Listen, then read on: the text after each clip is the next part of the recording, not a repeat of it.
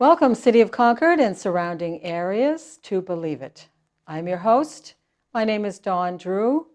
I am here today with a guest, Lou Lessard from the Seacoast, who I met a year or so ago. And Lou has a fascinating journey that he is on that is going to take him far and wide in this world. And the topic that Lou is focusing on is on forgiveness. So fasten your seatbelts and enjoy the ride. Welcome, Lou. Thanks, I appreciate your coming on the show and being our guest today. Thank you so much for having me. Yeah, this is fascinating. And as we were talking before the show, you know, there's all kinds of ways that people can or don't address forgiveness. So where did this come from with you? How did this come about, that this is a focus for you? So it's been a personal journey, first and foremost. It wasn't something that I dove into, because I wanted to help the world. Okay. What I saw in my own life, through my childhood with my, a father that was very abusive, physically, emotionally, psychologically. And my mother, her and I had some struggles as well, in our relationship. And as I got older, what I found was I started to see all these patterns in my life, in my personal relationships and, at work. And I started to notice that the common denominator was me. Okay. So I went from this, why is this person being mean to me, or why did this person do that, to maybe it's me. Maybe there's something inside of me that's attracting this or being attracted to these situations because there's something that needs to be resolved or released. Okay. And then over time, it went from that to exploring a lot of different things. And I found that forgiveness, or releasing the wounds, the traumas, the whatever's inside of me, was the only thing that really seemed to make a lasting transformation.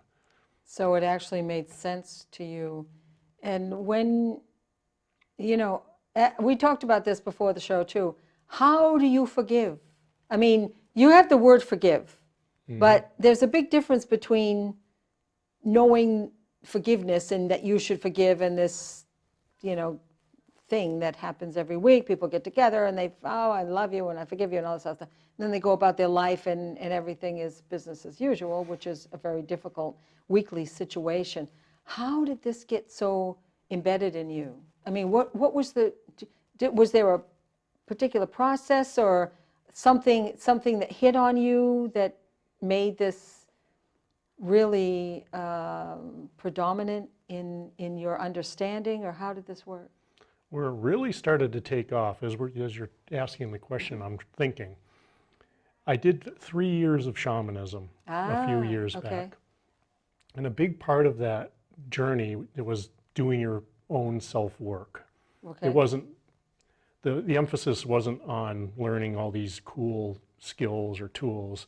It was really about becoming what we called it the hollow bone, clearing out all the junk within us. Okay. Within yourself individually. Yeah, within ourselves, and seeing what came up. Because it's one thing to say, yeah, I forgive you, or, Right. I accept you. But really, most of us are afraid to even get to that point. But most of us, when we say that, it's kind of, they're empty words Right. in a lot of ways, Right. because we really still are holding on to something because we don't want to be hurt again. It's a survival mechanism. You get hurt or traumatized, and you get a pattern, a program in your subconscious, so that you don't want to put your hand on that hot stove again. So you don't want to allow that to happen again.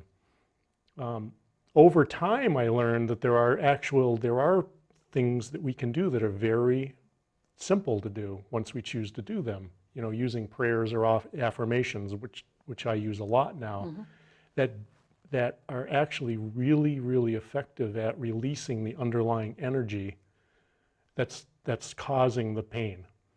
That, once we choose to do these simple tools, use these simple tools, that we can actually release the thing that's holding us back. Kind of lets that anchor Yeah. out of it stuck. Because everything's energy, as you know.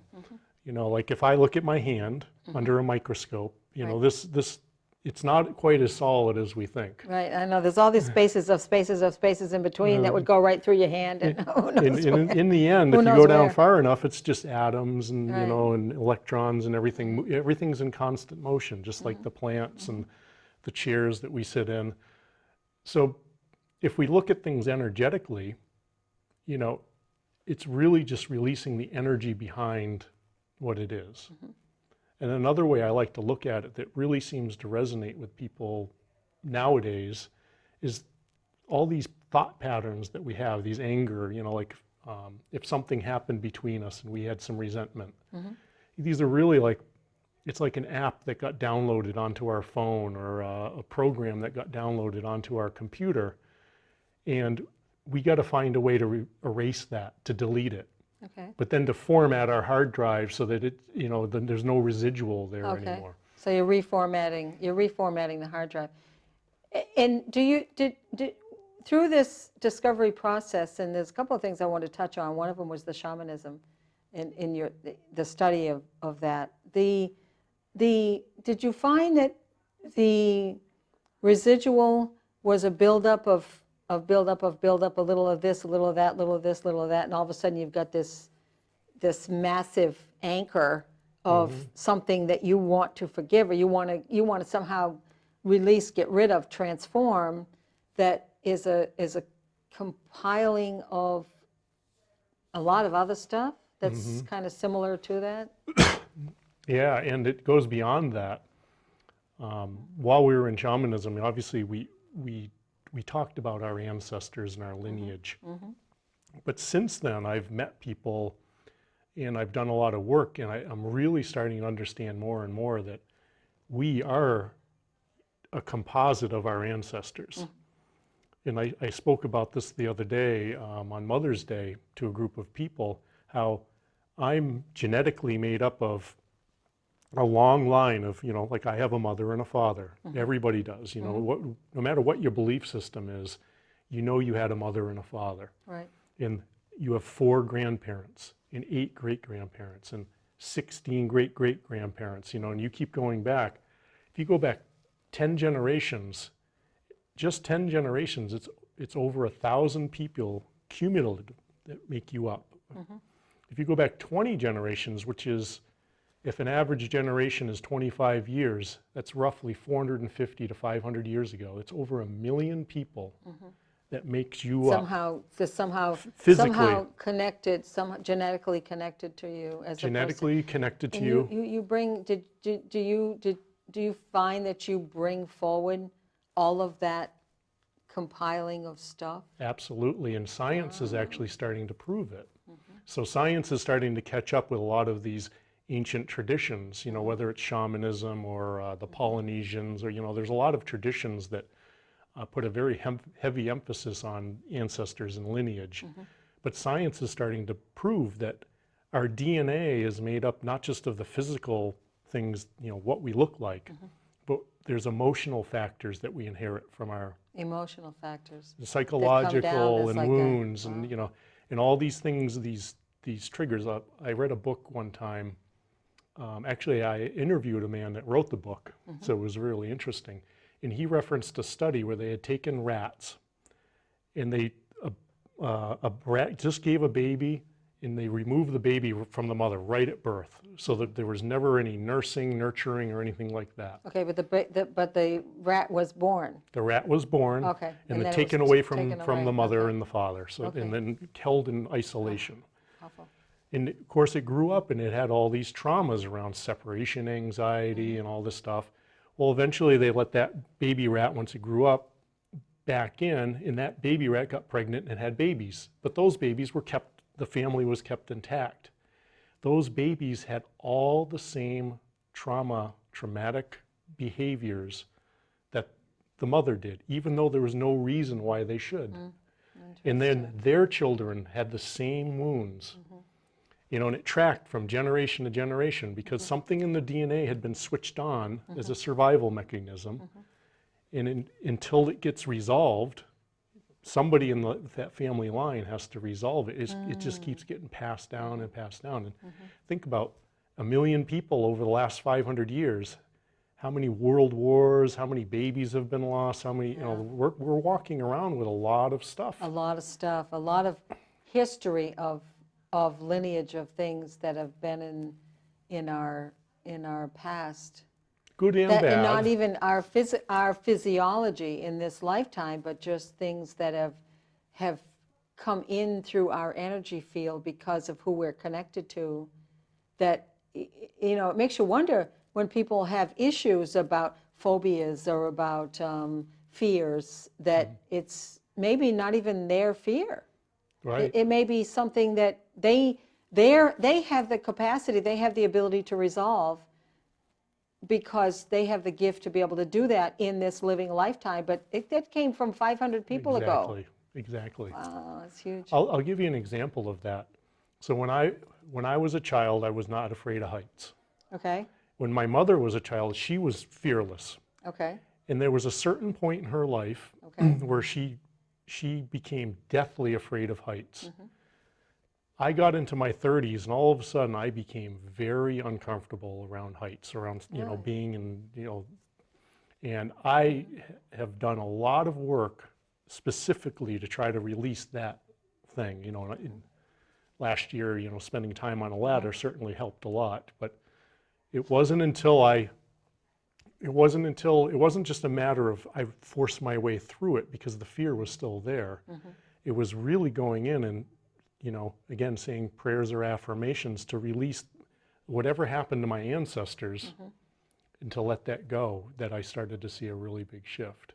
That's just one like easy example of, you know, things that we inherit, because there was no reason for me to all of a sudden develop that.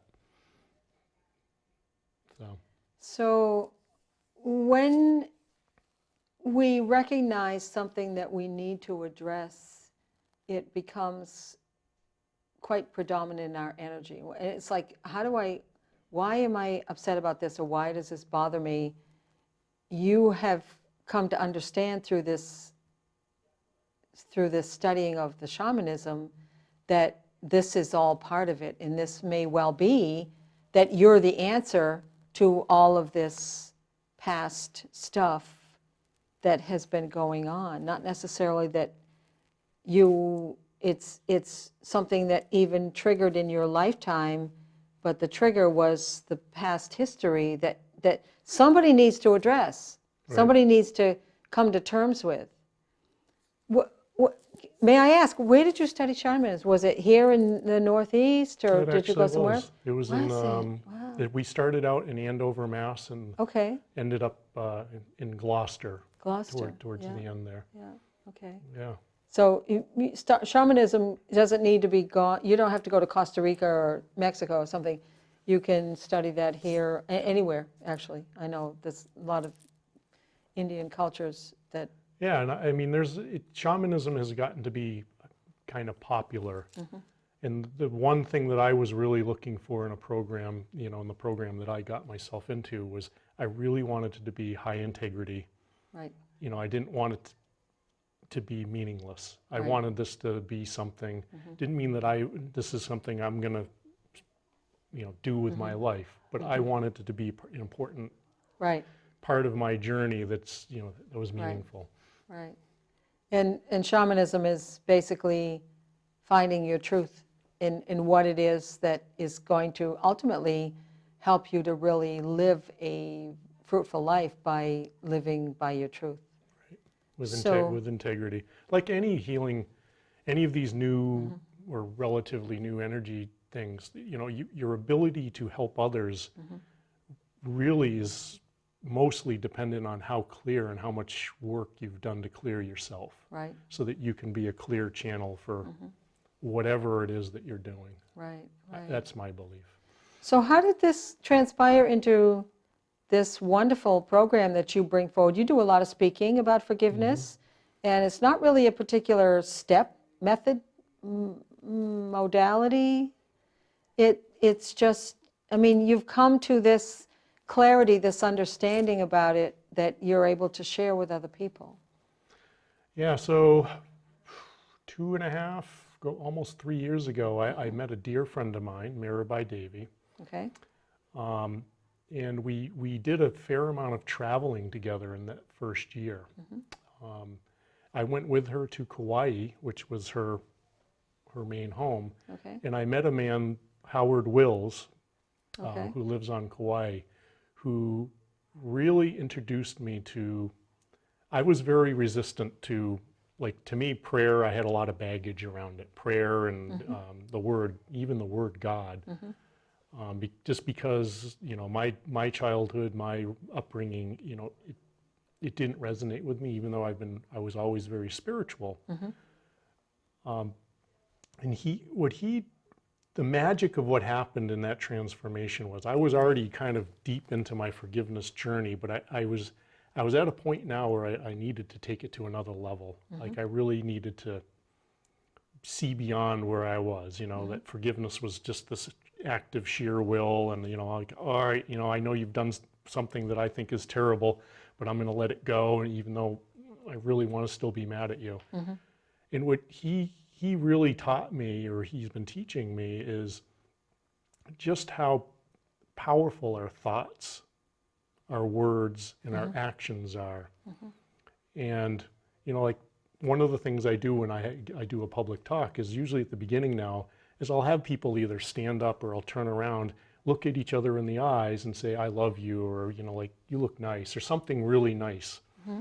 And then they do that for a minute or so, and then I get their attention back. It makes them very uncomfortable. Well, but you notice the energy in the room, all of a sudden it lights Right. up. It changes. And I ask them all, I said, do you notice a difference in the energy in the room? They're all like, you know, everybody, you can't deny it. I said, that's just a simple act of, you know, you're thinking something nice, you're saying something nice. Sometimes I have them do it in silence, and it's the same effect. So our thoughts and our words and our deeds have an energy that can affect other people, or we're affected by them. So that's the premise behind why prayer and affirmation works, because it has an energy, and you're putting that energy, or, you know, you're making a request or a petition to, you know, whether it's the universe to you, or God, or the divine light, or the divine mother, father, you know, whatever it is for you personally, you're putting an energy out there, because with an understanding that by your free will, by your choice, you're choosing to do that because you know it's going to come back. What we give, what we sow is what we reap. You know, what we put out there is what we get back. You know, like attracts like. You know, so if we start to become conscious of our thoughts and what we say and what we do, it can be pretty frightening. I mean, this is getting a little bit off the forgiveness subject, but not really. I mean, if you really start to think about your thoughts during the day, it's scary just how many fearful, negative thoughts and words and deeds we do during the day, even if we're good people. You know, even if we're good people.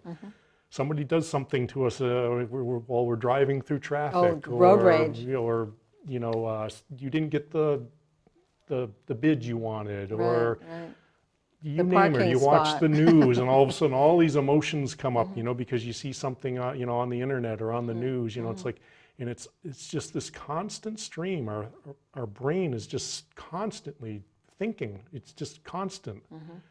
And which is also coming not just from us, but from our ancestors. but from a lot of things that we are really, as a human, forget that have such an influence on us. I mean, people don't realize that we're so telepathic also with other people around us. Tremendously. Not just with our own genetics, but somebody could walk by you that's got, you know, has had a really bad day, and all of a sudden you're feeling this energy that is icky and not feeling well, or you're not feeling well, and you feel like you want to bite somebody's head off, and it wasn't even you. Right. It was this person that somehow walked by you or interacted in your energy field, and started this seed of something that you now need to address. You need to address it, because it's a feeling that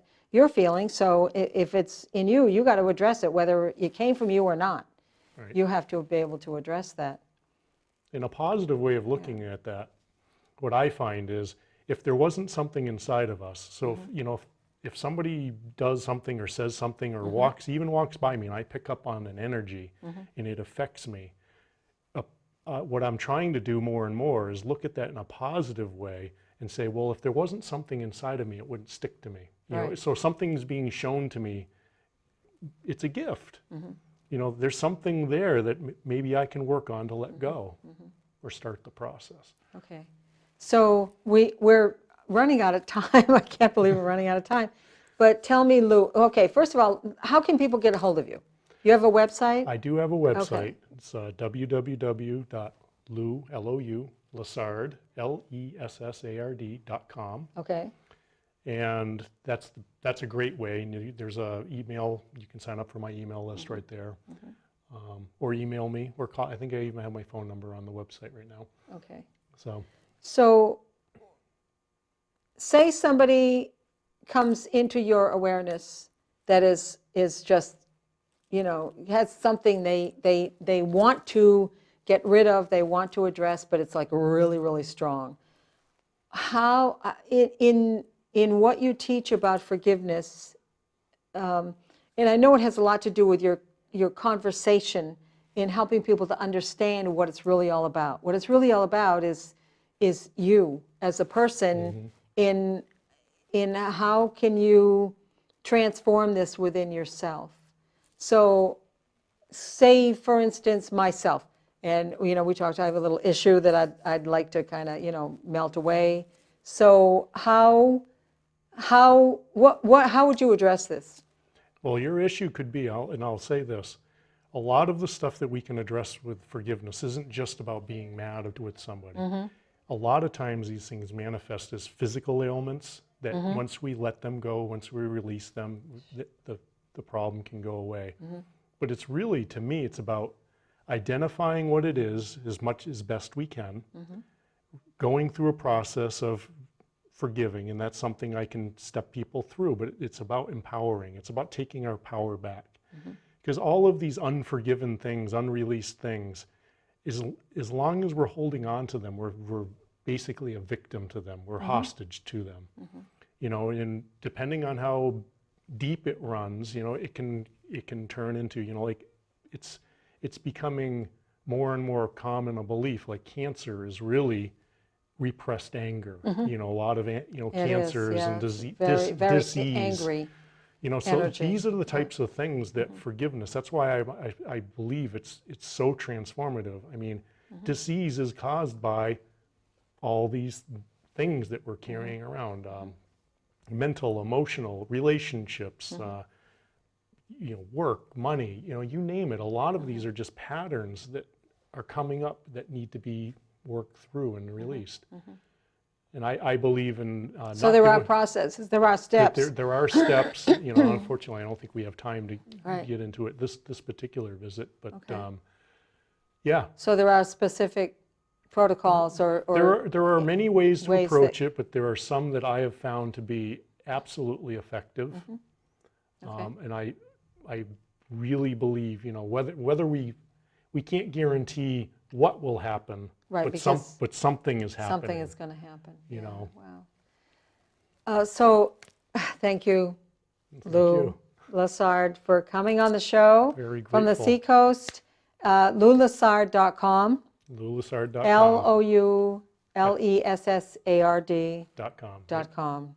And you can reach Lou, and he will help you to get rid of all of this garbage train wreck stuff that you want to, you know, past life, all this. Take your power all back. This stuff to help you to really free yourself up to be a very fruitful, viable person in the life that you want to live. Wow. No matter what your belief we're going to do system. some work. Thank you, Lou, for coming on the show. Thank you so much. And we'll have to do another episode so that you can actually get into the steps. Yeah, that'd be how great. to do this. Yeah, that would be great. Well, thank you. Thanks. Again. Appreciate it. Okay, City of Concord. Well, there you have it. The part A of forgiveness, and we will come forward with a part B. Thank you for watching. You may unfasten your seatbelts. I do hope that you learned something you did not know before you watched the show. The show is Believe It. I am Dawn Drew.